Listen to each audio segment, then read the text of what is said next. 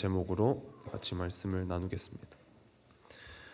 예수님께서 말씀을 읽으시면서 이렇게 많이 익숙하신 본문이겠지만 예수님께서 성전에 들어가셔서 이렇게 뒤집으시고 엎으시고 꾸짖으시고 이런 말씀들이 나옵니다.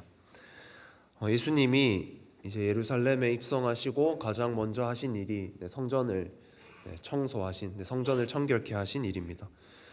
흔히 예수님의 성전 청결 사건, 성전을 청결케 하심, 이렇게 부르는 오늘 본문에서 예수님은 자주 그러셨는데도 불구하고 자주 부드럽게 말씀하셨는데도 오늘은 부드럽게 말씀하시고 그들이 행동을 고치시기를 기다리시거나 그렇게 하지 않으시고 어떻게 보면 정말 과격해 보일 만큼 또 그렇게 팔고 하는 일들이 익숙했던 사람들에게는 참 뜬금없이 보일 만큼 이렇게 적극적으로 성전을 그 상들을 뒤엎으시고 화내시고 청소하시고 청결케 하셨습니다.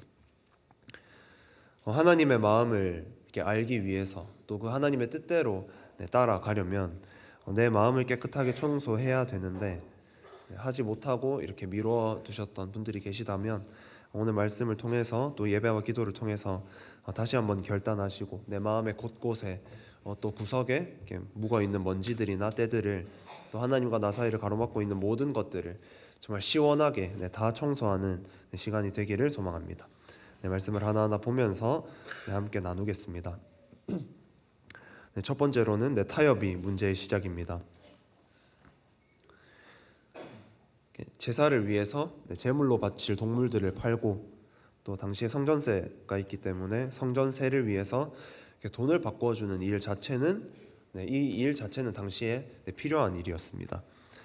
당시 유대인들은 매년 6월절 전에 반 세겔의 성전세를 납부해야 하는 그런 의무가 있었습니다. 근데 이때 성전세로 받았던 돈이 당시 사용하는 그런 동전이 아니라 또 특정한 성전세로는 요것만 받는다 하는 동전이 있었기 때문에 환전을 하는 것은 꼭 필요했습니다.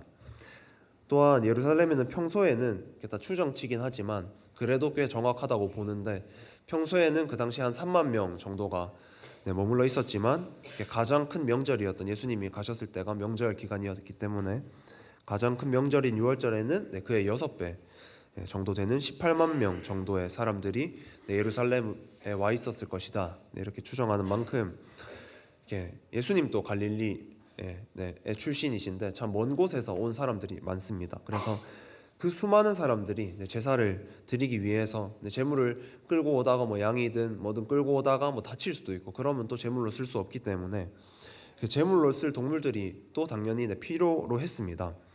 그래서 예수님께서 그들을 꾸짖고 쫓아내신 이유는 너희가 환전을 하는 일을 해서 동물들을 팔아서 이렇다기보다는 그들의 마음 때문이었고 그들이 동물을 팔고 환전을 했다 그 행동 때문에 너희가 잘못되었다 이게 아니라 성전에서 자신들의 이익을 취했기 때문에 예수님께서 꾸짖으신 것입니다. 또 예수님께서 꾸짖으신 또 다른 이유는 당시 예루살렘 성전에는 여러 가지 뜰이라고 이름을 붙어진 장소들이 있었는데 가장 한쪽에는 제사장들이 갔던 제사장의 뜰, 또 유대인이나 혹은 이방인들 중에 이때는 이방인들 개종자들을 받았기 때문에 할례를 받은 이방인 개종자들까지 갈 수 있었던 이렇게 유대인의 뜰, 유대인 남자들의 뜰 혹은 이스라엘의 뜰 그런 것도 있었고 또 조금 밖에는 여성들이 갈 수 있었던 유대인 여인들의 뜰, 여성들의 뜰 이런 것도 있었습니다. 근데 또 그 밖에는 이제 예수님을 믿기로 내가 예수님을 믿겠습니다 했지만 아직까지 할례는 받지 않은 개종은 했지만 할례 받지 않은 이방인들이 머물 수 있었던 성전 안의 이방인의 뜰이라는 곳이 있었습니다. 그런데 예수님께서 꾸짖으신 또 한 가지 이유는 이들이 성전 밖이 아니라 이방인의 뜰에서 장사를 하고 환전을 하고 그냥 장사하고 환전한 행위만 한 것이 아니라 그것을 통해서 자신들의 유익을 구하고 자신들이 이득을 취함으로 이방인들이 기도해야 할 장소인 이방인의 뜰을 장사하는 장소로 바꿔버렸기 때문입니다. 장사가 잘못됐기 때문이 아니라 그 장소를 더럽힌 것이 문제가 되는 것입니다. 그렇게 장사하고 환전한 사람들도 처음부터 성전 안에서 장사를 시작하지는 않았습니다. 처음에는 성전세를 내려면 그 사람들이 좀 멀리서도 오고 힘든데 좀 편하게 하기 위해서 환전이 필요하니까 또 예수님처럼 아까 말씀드렸듯이 예수님처럼 갈릴리나 다른 먼 지역에서 오는 사람들이 제사를 드리기 위해서는 또 가족들 다 같이 오는데 제물 끌고 오기 힘드니까 또 끌고 와도 막 닫혀 있고 이러니까 제사를 잘 드리기 위해서는 하나님께 온전한 것을 올려 드리기 위해서는 제물이 필요하니까 하는 분명 좋은 뜻으로 처음에는 시작을 했을 것입니다. 하지만 이 정도는 괜찮겠지 하는 생각으로 좋은 의미로 시작했는데 뭐 이 정도는 괜찮지 하는 생각으로 성전 밖보다 안에서 하면 더 편하잖아 이렇게 돼서 성전 안으로 그것이 예배를 드려야 할 성전 안으로 그 장사와 환전이 들어오게 되고 그렇게 조금씩 허용하다 보니 개인의 욕심까지 그 성전에 개인의 더러운 욕심까지 들어가게 되면서 결국 제사를 위해서 예배를 위해서 하나님을 위해서 정말 온전하게 예배를 잘 드리기 위해서 예배에 집중하기 위해서 시작한 일이 이방인들이 기도하는 그 장소에서 기도를 못하게 이방인들의 기도를 막게 되었고 성전에 들어가자마자 그 장사하는 곳이 이렇게 분잡한 모습을 보이기 때문에 성전 전체의 분위기를 오늘날로 말하면 교회 전체의 분위기를 흐리게 되었습니다. 처음에는 큰일이 아니었지만 약간의 허용이었고 정말 약간의 타협이었지만 조금의 틈이 얼마나 큰 결과를 만들어내는지 얼마나 위험한지를 보여줍니다. 성경에는 오늘 본문 말고도 조금이라도 타협하지 않는 것이 얼마나 중요한지를 알려주는 말씀들이 많습니다. 잠시 출애굽기로 가면 모세와 아론의 끊임없는 주장에도 끝까지 끄떡없던 애굽의 바로는 첫 번째, 두 번째, 세 번째 재앙을 지나 네 번째 재앙, 파리 재앙이 임한 이후에는 모세 아론에게 타협점을 제시합니다. 출애굽기 8장 25절 같이 읽겠습니다.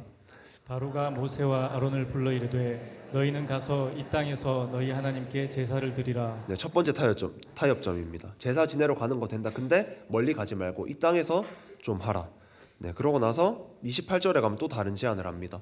가도 되는데 이제 이 땅에서 말고 좀 가도 되는데 너무 멀리는 가지 마라. 좀 가까이서 예배 드려라. 우리가 언제든지 가서 잡을 수 있게 이렇게 얘기를 했다가 또 더 힘드니까 10장 11절에 가서는 다 가지 말고 그래 멀리 가라 어디든 가라 근데 장정만 가라 이렇게 이야기를 합니다. 바로는 점점 모세에게 세상이 우리에게 하듯이 점점 모세에게 유리한 타협점을 제시를 합니다. 정말 이 출애굽은 민족의 정말 큰 숙제였고 모세에게는 이렇게 하나님의 부르심을 이루는 일이었기 때문에 정말 큰 일이었습니다.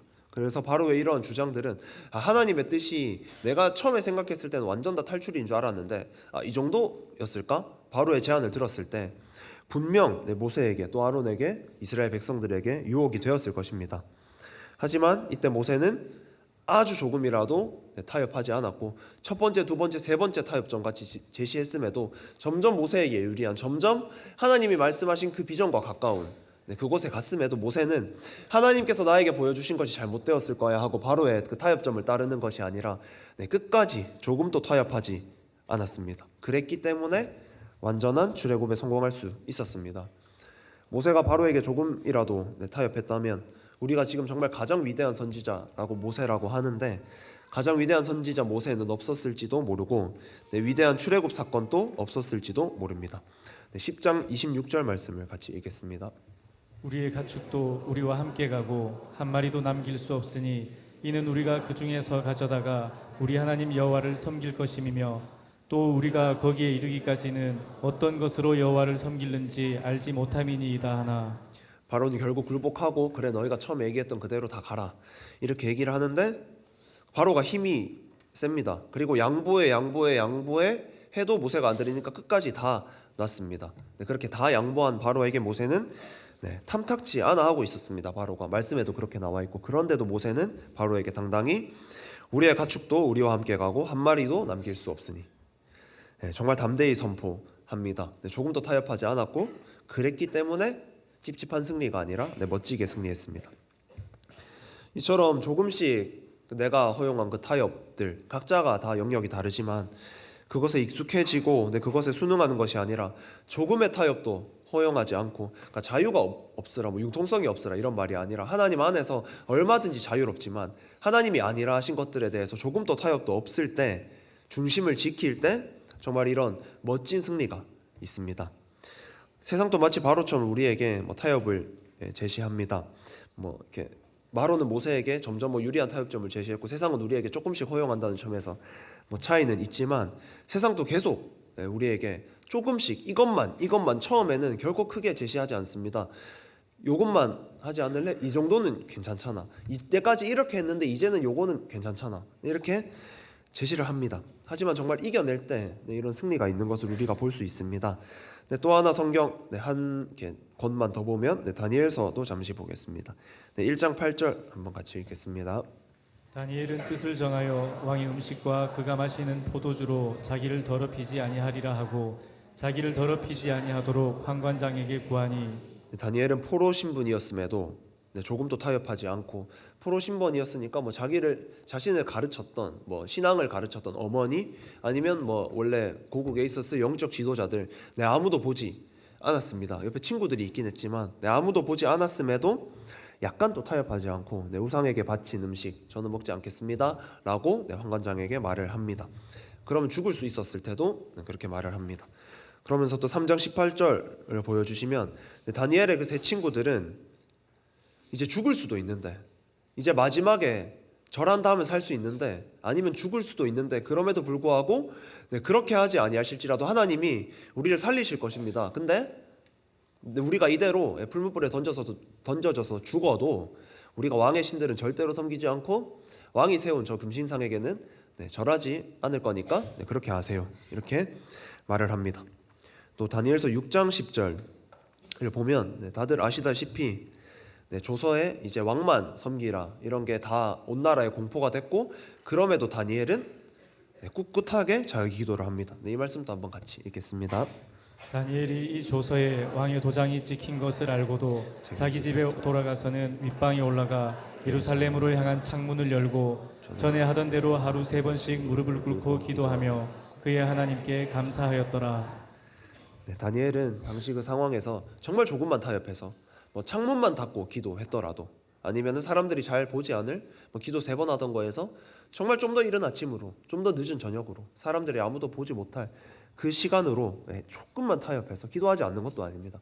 정말 약간만 타협해서 어떤 사람들이 말하는 좀 융통성을 발휘해서 그렇게 기도해도 아무도 다니엘을 탓하지 않고 오히려 칭찬하는 사람들이 많을 겁니다. 너 이거 걸리면 죽을 텐데 그래도 창문을 닫고 기도 안 해? 시간은 좀 바꿨지만 그래도 기도 안 해?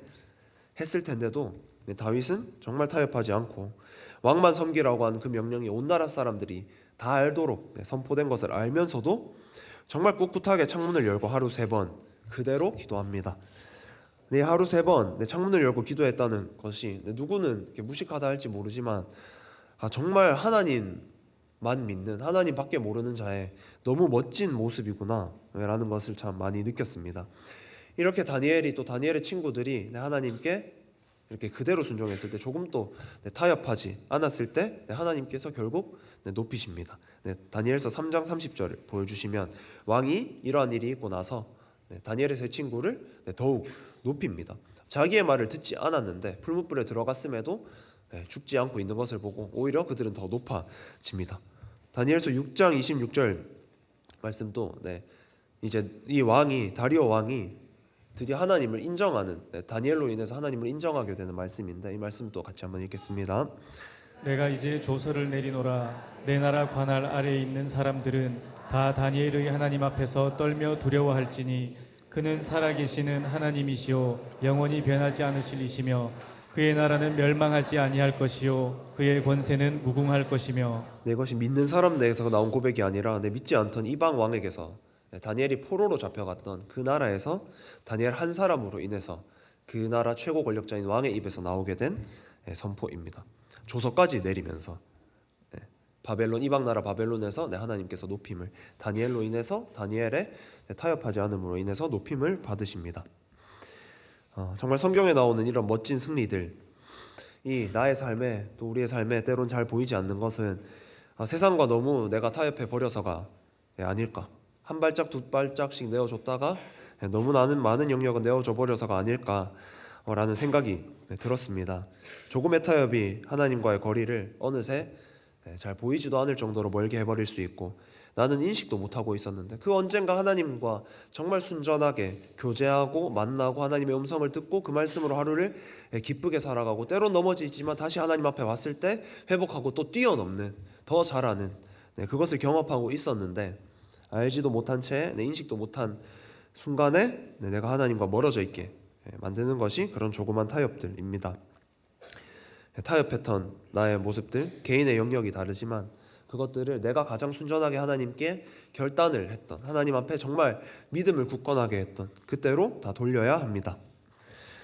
여러 가지가 있습니다. 예를 들어서 우리 제자 비전도 우리 다음 세대 모든 아이들에게 가요를 듣지 말자라고 하기 때문에 하나님께서 주신 입으로 정말 하나님만 찬양하고 하나님을 찬양하는 노래들만 듣겠습니다. 가요 하나를 듣는 게 너 죄인이다 이렇게 할 수 없지만 정말 하나님 앞에 이런 순전한 고백을 한 고백들이 정말 많습니다.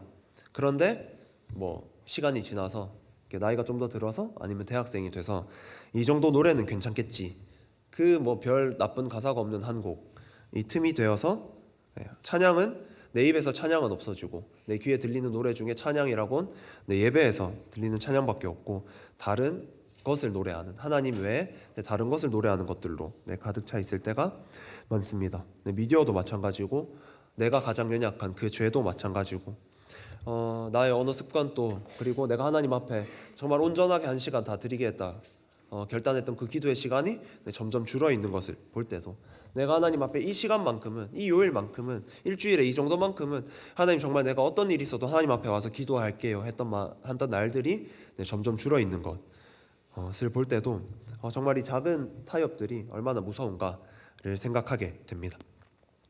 두 번째로는 막힌 기도를 회복해야 합니다. 예수님께서 분노하신 근본적인 이유는 이방인들이 기도하는 장소였던 이방인의 뜰을 장사하는 장소로 바뀌어서 그 장사를 한 게 잘못은 아니지만 그것을 소란하고 지저분하게, 기도 장소를 소란하고 지저분하게 만들었기 때문입니다.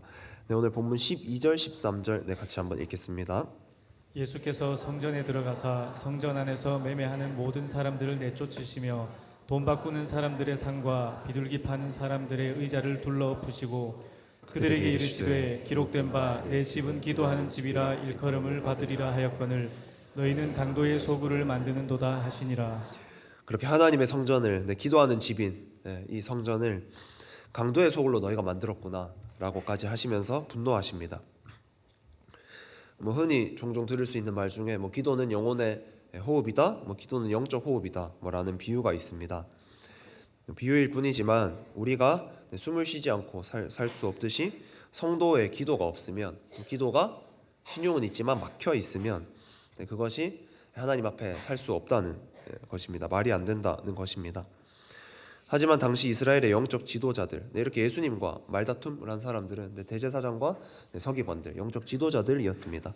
그 영적 지도자들이 타협을 하고 성전에서 장사꾼들이 자신의 이익을 취하도록 두고, 심지어는 그들을 이용해 영적 지도자 자신들마저도 그들의 개인적인 유익까지 구함으로써 기도해야 할 장소를 어지럽게 만들어 버렸습니다.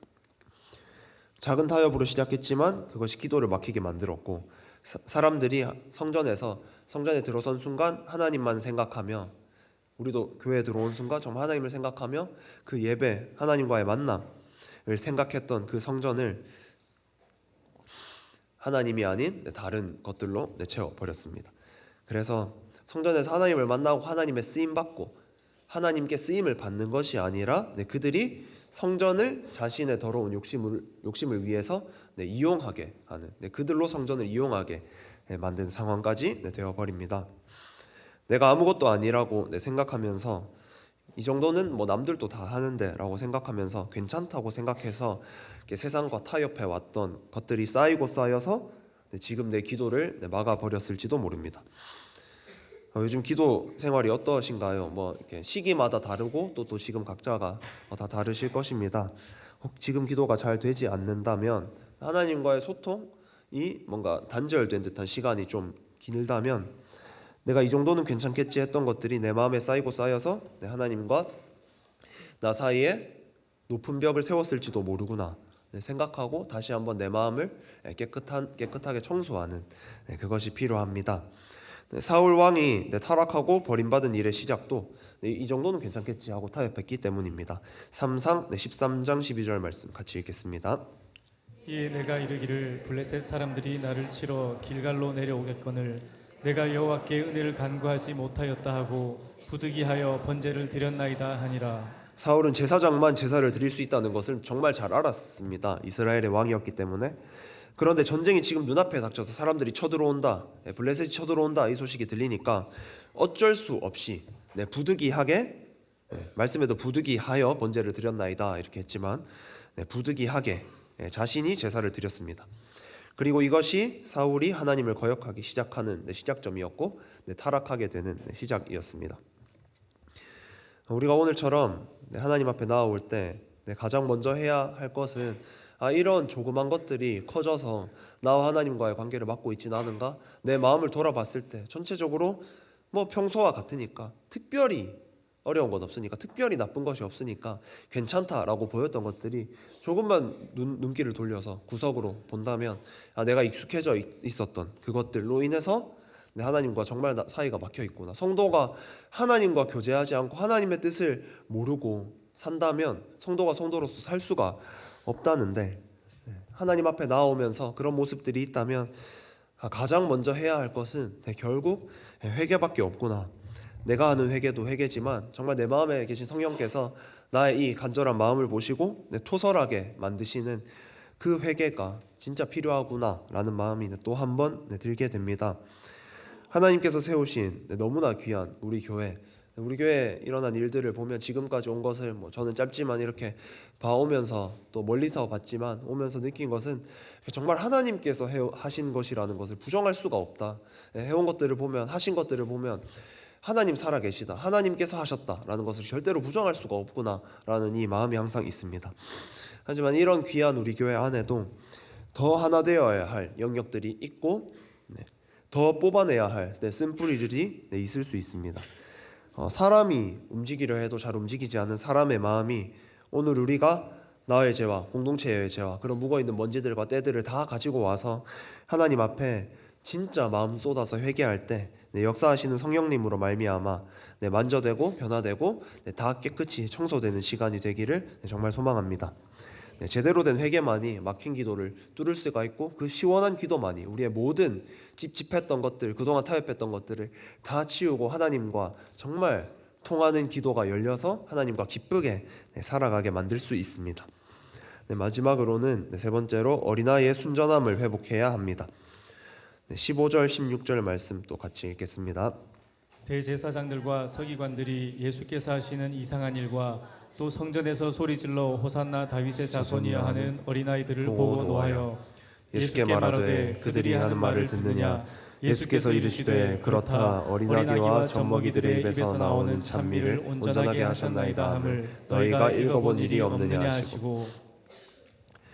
성전에서 이렇게 어린아이들이 예수님을 봤습니다. 그러면서 이제 호산나 다윗의 자손이여 하면서 예수님께서 하신 말씀을 순전하게 그대로 받고 예수님께서 그 메시아시구나, 다윗의 자손 메시아시구나 라는 것을 인정하고 예수님을 찬양을 합니다. 자신들 마음에 다 알지 못했겠지만, 깊이는 알지 못했겠지만 예수님께서 드디어 우리를 구원하러 오셨구나, 예수님께서 우리가 그 기다렸던 부모님이 말씀하셨던, 할아버지 할머니가 말씀하셨던 그 예수님이구나, 그 메시아구나 하는 기쁜 마음에 정말 온전히 순전하게 예수님을 예배하는 마음에서 예수님을 올려드렸고, 호산나 다윗의 자손이여 하며 예수님을 찬양했고, 예수님이 누구신지를 있는 그대로 어린아이들은 바로 알아봤습니다. 하지만 영적 지도자라는 대제사장과 서기관들은 어린아이들을 조용해라도 아니고 그 어린아이들과 같이 찬양하지는 못할 망정 꾸짖기나 하면서 예수님이 누구신지를 알아보지 못하는 것은 너무나 당연하고, 예수님이 성전을 청결케 하시면서 그렇게 영적 지도자로서의 책임이 분명히 있는데, 자신들이 성전을 그렇게 만들어버린 자신들이 책임이 있는데 예수님이 대신해서 골마있는, 때로는 골마서 썩어있는, 터져있는 자신들의 마음들을 예수님께서 청소하시는 것을 보면서도 이상한 일이라고 합니다. 15절 말씀 한 번만 더 보여주시면 감사드리겠습니다. 보면 예수께서 하시는 이상한 일을 보고 노했다고 말을 하고 있습니다. 그런 그들에게 예수님께서는 허례허식으로 가득 차서 진짜 본질은 전혀 보지 못하는, 눈을 뜨고 있으나 감는 것과 같은, 귀가 열려 있는 것처럼 보이나 귀가 닫혀 있는 너희보다 오히려 어린아이들의 입에서 나오는 찬송을 봐라. 이 찬송이 오히려 온전하지 않느냐. 하나님께서 이 입을 통해서, 이 고백을 통해서 찬미를 받으신다, 찬양을 받으신다. 네, 이렇게 말을 합니다.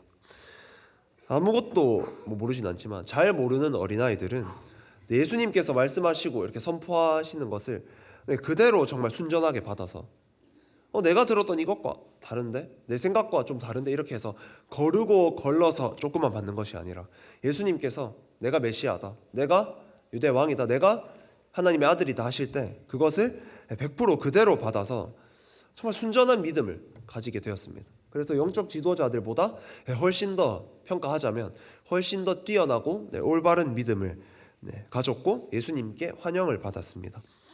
하지만 아는 것이 많은 영적 지도자들, 대제사장들은, 서기관들은 정반대였습니다. 하나님을 믿는 것이 믿음보다는 종교가 되어버리고 관습이 되어버리고 내 자신들의 이익을 위해 이용하는 수단이 되어버린 그들은 예수님을 바로 앞에 두고도 그토록 고대하고 아버지의 아버지의 아버지 정말 오랜 시절부터 조상들이 고대하고 기다리던 그 메시아가 자신들의 바로 눈앞에 와서 성전을 청소하시며 이제 내가 메시아다를 외치고 계신 그 상황에서 그분들이 자신들이 그토록 찾던 메시아라는 사실조차 알지 못합니다. 오늘 우리의 마음 또한 어린아이들처럼 순전해져 있는 것이 아니라 타협으로 인해서, 다른 때들로 인해서 다른 것이 너무나 많이 끼어서 너무나 많은 것들이 내 눈을 가리고 있어서 정말 보아야 할 것을 보지 못하게 만들어져 있다면, 예배 가운데 성령님께서, 예수님께서 나를 찾아오셨음에도 아무것도 느끼지 못하고 전혀 그 음성을 듣지 못하고 그냥 시간을 보내다가 갈 수가 있다는 것입니다. 우리 모두가 그렇다는 얘기가 절대 아니라 그럴 수가 있음을 인정하고 하나님 앞에 정말 마음을 돌아보며 청소해야 할 것들이 있다면 정말 청소해야 한다는 것입니다. 예수님 당시에 그 성전의 상황들을 보면서도 사람들은 다 익숙해져서 이것이 당연해 보였습니다. 제사 드리러 오는 사람들도, 그곳에 사는 사람들도 제사 드리려면, 또 성전세 내려면 환전해야 되네, 동물 사야 되네, 성전 안에 있으니까 편하게 사서 예배 드리고 집에 가면 끝. 이게 너무 익숙해져 있었습니다. 하지만 예수님께서 보시기에는 전혀 올바르지 않았다는 것입니다. 당시 종교 지도자들의 어리석음은 복음서 곳곳에서, 다른 곳에서도 참 찾아보기가 쉽습니다. 예수님께 이런 말을 합니다. 당신이 하는 일에 권위를 누가 줬습니까? 이렇게 하나님의 아들이신 신이신 예수님께 그 권위를 누가 줬냐? 이렇게 묻기도 하고, 율법의 완성으로 오신 예수님께 왜 율법을 지키지 않는가? 라고 그들이 나무라기도 합니다. 이렇게 영적 눈이 갇혀버리고 내 머리가 굵어져 버리면 하나님보다 내가 앞서게 되는 이런 모습을 보일 수가 있습니다. 이 말씀을 보면서 이렇게 사람들이 종종 하는 말에 자신 생각에 이렇게 막 갇혀서 누가 옆에서 옳은 말을 해줘도 자신의 생각에 갇혀서, 책 한 권만 읽은 사람이 더 무섭다고, 자신의 생각에만 갇혀서 옳은 말을 아무리 해줘도 듣지 않는 사람들, 혹은 아이들을 보면서 제가 머리가 굵어지더니 말을 듣지 않는다, 이런 말을 하는 것들을 종종 들었습니다. 그런데 이 말씀을 보면서 제가 저를 돌아보며 나는 혹시 하나님 앞에 머리가 너무 굵어져서, 다른 데서 굵어진 게 아니라 하나님 앞에서 굵어져서 하나님께서 나에게 하시는 말씀을 듣지 않거나 오히려 때로는 그걸 반박하고 있지는 않을까 생각을 하게 되었습니다. 강단에서 선포되는 모든 말씀들, 또 하나님께서 저에게 말씀 읽을 때, 또 예배 드릴 때, 기도할 때, 개인적으로 또 다른 사람들의 입을 통해서 말씀해 주시는 정말 말씀들이 매일 있는데, 그 말씀들을 하나님 저는 100% 항상 인정하고 순종하고 따를게요 하고, 그렇게 나눔도 하고 고백도 하면서 때로는 인정하는 모션만 취하고 실제로의 삶의 변화는 없는 게 내 모습은 아닐까, 조금 무서워지기도 하면서 내 모습을 돌아보게 되었고, 이 말씀을 보면서 그 생각을 하면서 기도하면서 더 봐야 되겠다, 내 마음을 더 돌아보고 더 깊숙이 봐야 되겠다라는 생각을 정말 하게 되었습니다. 타협한 것들이 청소되지 않고 계속 남아있으면 고여있는 물은 고인 물은 썩는다, 고여있는 물은 썩는다, 이런 말이 있듯이 우리의 마음도 그렇게 계속 고여서 남아있게 되면 대제사장들과 서기관들처럼 우리의 마음이 굳어버려서 예전에는 누가 한 번만 해주면 어린아이들이 그렇듯이 잘못을 해도 이렇게 하자 하지 말자 하면 한 번만 해주면 다시 내가 정말 잘못됐구나 하면서 울면서 회개하고 다시 돌아오는 어린아이들처럼 처음에는 우리도 그렇지만 그게 아니라 너무 굳어져 버려서 누가 말해줘도 들리지 않는, 하나님이 찾아오셔서 말씀하셔도 들리지 않는 그런 상태가 되어 있지 않은가. 혹시 그런 모습이 내 마음에 조금이라도 있지 않을까 오늘 기도할 때 정말 깊숙이 내면으로 들어가서 다 함께 나의 마음을 돌아보고 청소할 수 있는 시간이 정말 되기를 소망합니다. 우리의 신앙생활도 은혜로 뒤집히지 않고 생수의 강이 터져나와서 흐르지 않으면 이렇게 썩게 됩니다. 신앙생활이 얼마나 오래되었든 하나님 앞에서는 때로는 멍청해 보일 만큼 항상 순전한 내 어린아이의 모습과 같아야 합니다. 그럴 때 하나님께서 주고자 하시는 모든 선물들을 내가 그대로 100% 받아서 누릴 수 있고, 하나님께서 항상 가장 좋은 길로 인도하시는 것을 우리가 인정하고 고백하는데 그 길대로 가서 정말 가장 순탄하고 가장 좋은 길대로 하나님께서 인도하시는 대로 갈 수 있고, 우리가 받은 비전과 소망 가지고 선포하고 꿈꾸는데 정말 그대로 살아갈 수가 있습니다. 우리 마음이 정말 더 순전해서 때론 바보같이 어린아이처럼 하나님께 가서 안길 수 있는, 울며 회개할 수 있는 우리 모두가 되기를 정말 소망합니다. 잠시 정리하겠습니다. 타협이 문제의 시작입니다. 내가 조금씩 타협했던 것들, 말씀을 들으면서 혹시 기도하시면서 하나님께서 주시는 마음들이 있다면 다시 점검하고 하나님 앞에 그 문제를 가지고 가셔서 하나님, 내가 예전엔 안 이랬는데 지금 이렇게 타협한 것들이 있습니다. 하나님 도와주세요. 어떻게 할까요? 고백하는 시간이 되기를 소망합니다. 두 번째로는 막힌 기도, 내가 타협한 것들로 막혀있는 기도를 회복해야 합니다. 또 세 번째로는 어린아이의 순전함을 회복해야 합니다. 근데 내 안에 고인 것들을 정말 하나님 앞에 깊이 가서 청소하고 하나님 앞에 항상 어린아이와 같은 모습으로 나아올 때 하나님께서 주시는 모든 축복들을 받아 누리는 저와 여러분 모두와 또 우리 대형교회 될 줄 믿습니다. 같이 찬양하겠습니다.